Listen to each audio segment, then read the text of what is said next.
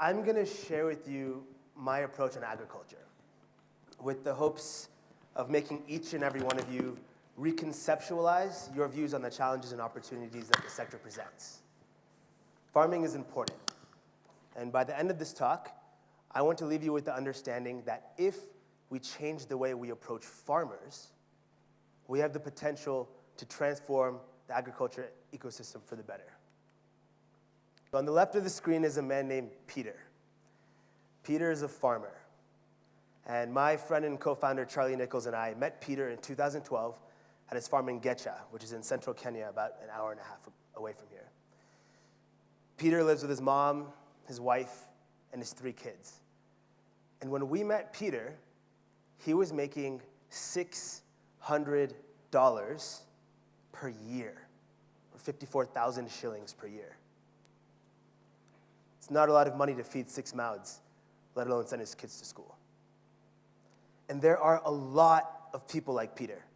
In fact, there are 1.4 billion people like Peter in the world. These are the world's poorest, and they live in rural areas and rely on agriculture and related activities for their livelihood. This is a really important group of people to think about in terms of addressing the world's largest problems. They're the hungriest, the poorest, most nutrient-deficient group of people in the entire world. But ironically, by their very livelihood, they produce the very tool for their escape from poverty: food. If only they were supported in the ways they really needed. And I'm talking about this group of people today because I want you to look at farmers as customers, not as beneficiaries of aid. I'm going to say that again. I want you to look at farmers as customers, not as beneficiaries of aid. Doing this will achieve 2 very important things. First, this mindset will force us to design products and services that farmers want and need, not create useless products developed in isolation of the communities they hope to serve, but embraced by the development community. Second, this will enable us to create business models that make sense and which embody the principles of revolutionizing agriculture to promote a transition from subsistence farming to commercial farming. You see, we live in a world where useless products are designed and given away for free to people who don't want them.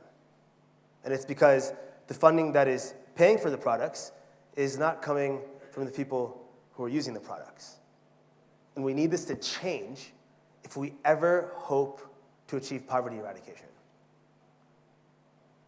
Now, I'm going to talk to you about what we do at SunCulture as just one example of the many ways that you can use technological innovation to create cost-effective and relevant products that combat some of the problems farmers face.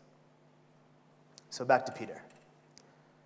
When we met Peter, Charlie and I were really frustrated. Peter was making $600 per year because he relied on rain-fed agriculture to grow maize and potatoes. He didn't have an irrigation system. And irrigation systems are so important. Not only would an irrigation system increase Peter's yields by 2 to 5x, but having an irrigation system would allow Peter to grow high-value fresh fruits and vegetables, which he could sell for a lot more money. So we took a step back, and we looked at Kenya. Kenya has 5.4 million hectares of arable land. 83% of this land is unsuitable for rain-fed agriculture, thus requiring irrigation systems. But only 4% of Kenyan land is under irrigation. So not only does Peter not have an irrigation system, but most farmers in Kenya don't have irrigation systems. So then we took another step back, and we looked at sub-Saharan Africa. Sub-Saharan Africa has 25% of the world's arable land, yet it only produces 10% of global output, has 60% of the world's uncultivated land, and has the lowest yield of any global region. Can you guess why? One reason is because less than 6% of the farmland in sub-Saharan Africa is under irrigation, compared to 33% in Asia and 20% in the rest of the world. And with this little bit of land that's under irrigation, very cost-inefficient and labor-intensive technologies are used, like fuel pumps or electric pumps. With high fuel prices and the average cost of electricity being 3 times what it is in South Asia and 2 times what it is in the United States, there needs to exist a more cost-effective way for farmers to irrigate in Africa. Our solution is the agro-solar irrigation kit. It combines the cost-effectiveness of solar-powered water pumping with the efficiency of drip irrigation. It pumps water to an elevated tank using the power of the sun, and then uses gravity to release water through drip irrigation, delivering water directly to crop roots, resulting in yield increases of up to 300% and water savings of up to 80%. And Charlie designed the system specifically for irrigation, removing most of the bells and whistles that large-scale solar home systems or solar water heating systems have, designing, for the first time, an affordable irrigation system that removes most recurring costs for farmers. Our goal is to help farmers grow more while spending less. Peter is using the agro-solar irrigation kit, and he's making $18,000 per year, or 1.6 million Kenyan shillings, and we're really proud of that.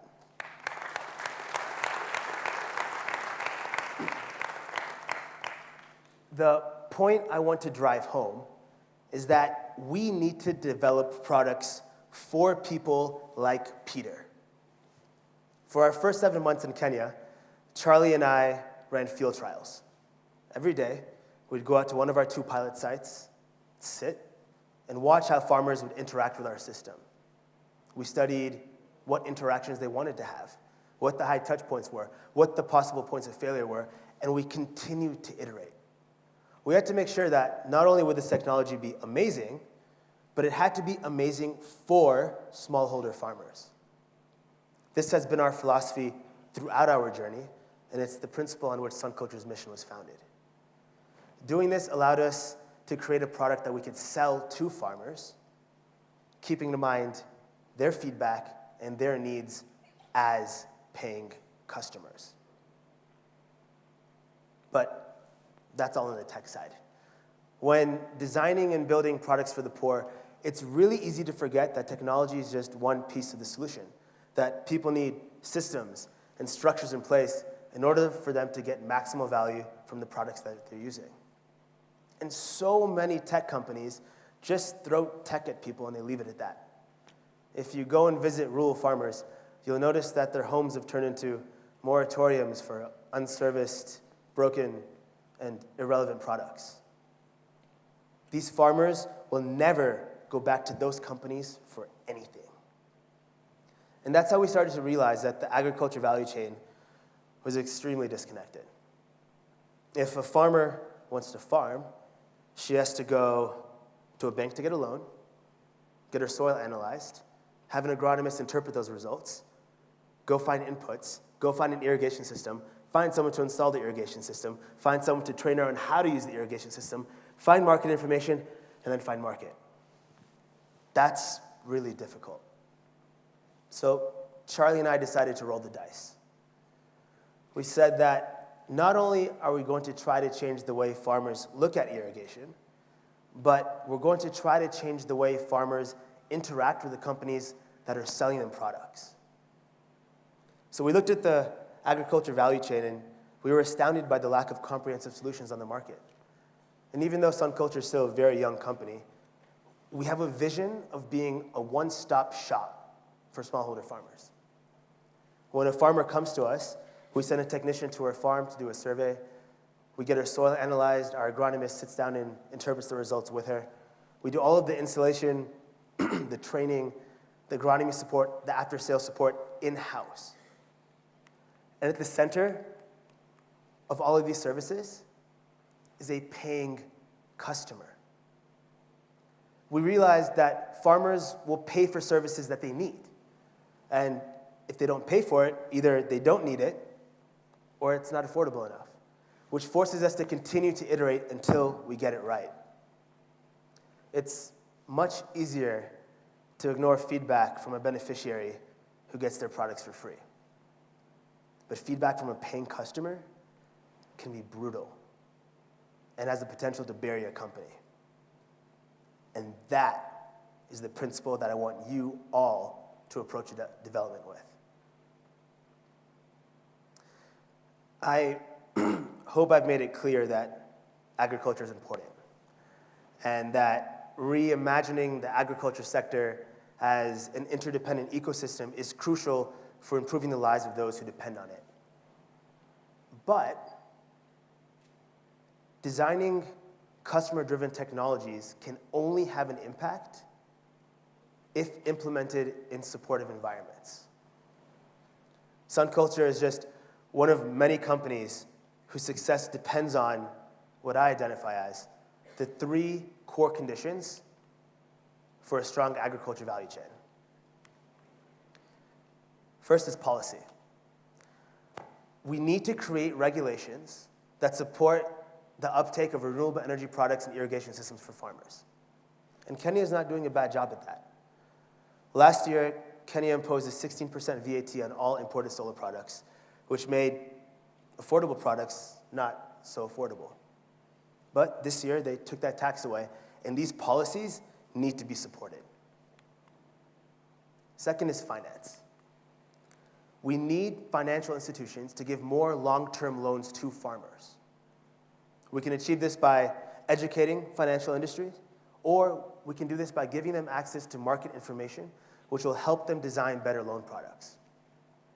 A good example of this is how the people at Grow Intelligence are aggregating and analyzing market data, which will help loan officers make loans. Only 10% of smallholder farmers in the entire world have access to finance, let alone long-term finance. And if we can get that number up, farmers will be able to invest in long-term assets that will help them make more money, like cattle or machinery or irrigation systems. Infrastructure. We need digital infrastructure that enables farmers to get access to market information, and we need physical infrastructure that enables farmers to get access to physical markets. eSoko and M-Farm have done a good job of making sure farmers can get access to market information, which makes sure that farmers know if they're getting the right market price. If anybody here has solved the physical infrastructure or transportation problem, give me a call. We need to talk. As you can see, there are a lot of people who are working really hard to make sure that there's a strong agriculture ecosystem in Africa. And these people need to be supported. And we need to continue to develop our policies, our financial industry, and our infrastructures. With these in mind, if we focus our efforts on looking at farmers as customers and creating solutions that our customers need, we will build a system that creates a more stable and prosperous life for our customers, ultimately culminating in the transformation in which agriculture is conceived and performed around the continent and around the globe. And that is the discussion that I hope stems from my talk today. Thank you.